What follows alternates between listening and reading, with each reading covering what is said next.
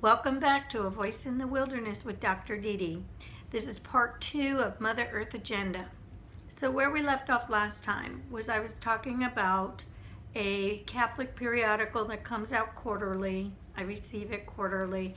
And there was an article called Reducing Our Carbon Footprints, Steps We Can Take Now to Save Our Planet.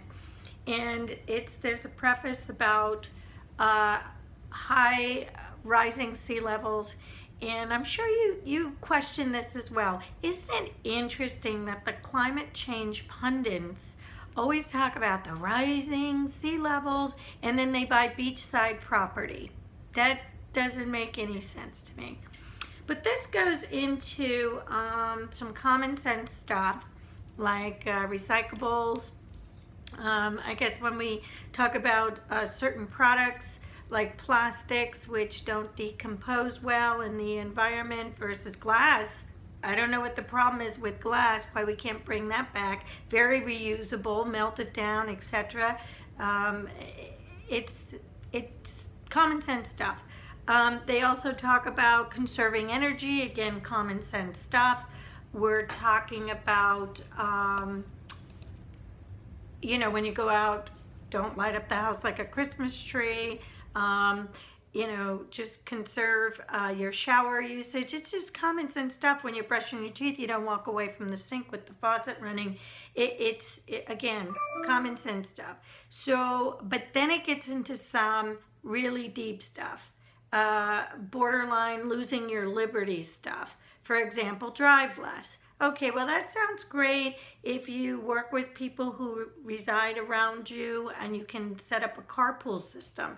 But the United States doesn't really have a good mass transit system. It's not easily accessible, it's not reliable, etc. And it's certainly not in everybody's town. So to drive less is, to me, sends up a big red flag, because as you know, the cars today computerized. You're driving along, it pushes you back in your lane, you take your hands off the wheel, it beeps to alarm you. But I believe they're going to put governors on the car. They're going to limit our gas purchases, all in the name of saving the planet. And do not think for a minute that those cameras on I-95 are there to record accidents. They're not. When they make mandates and curfews of how far you can go and when you can go and how you can go, it's there to record. So that's a frightening message, especially coming from the church. Here's another thing that really upset me. They're telling us to go meatless. They're encouraging us to eat less beef, less poultry, less pork.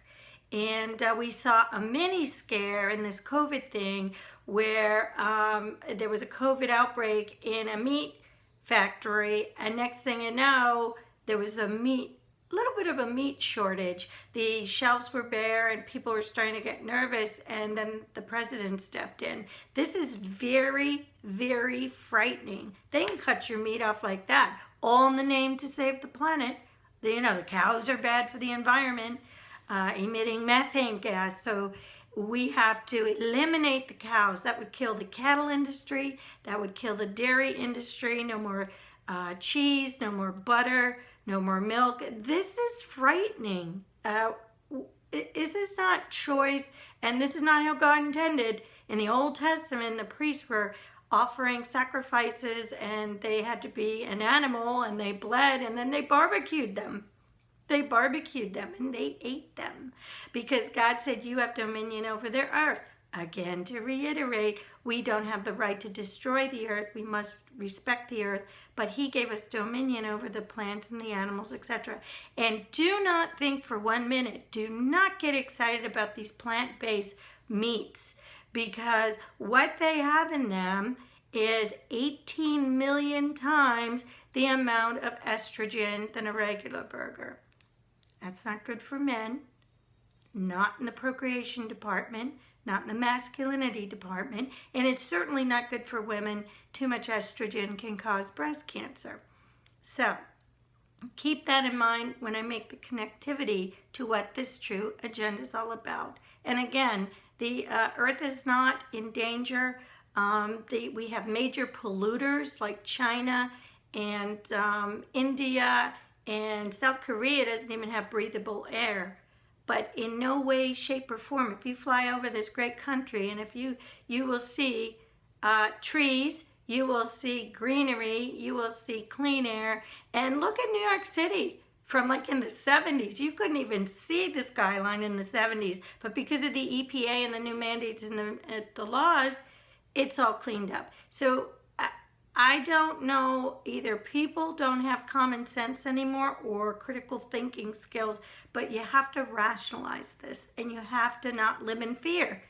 And we've seen that recently, haven't we? So this is what was in the magazine. Again, I wrote a letter to the editor. Sweet, sweet people, but again, misguided and taking on a form of rhetoric that I don't think people are doing their homework. I mean, when Antarctica is growing ice at a rapid rate, we're not in danger. So we have to start looking at the truth.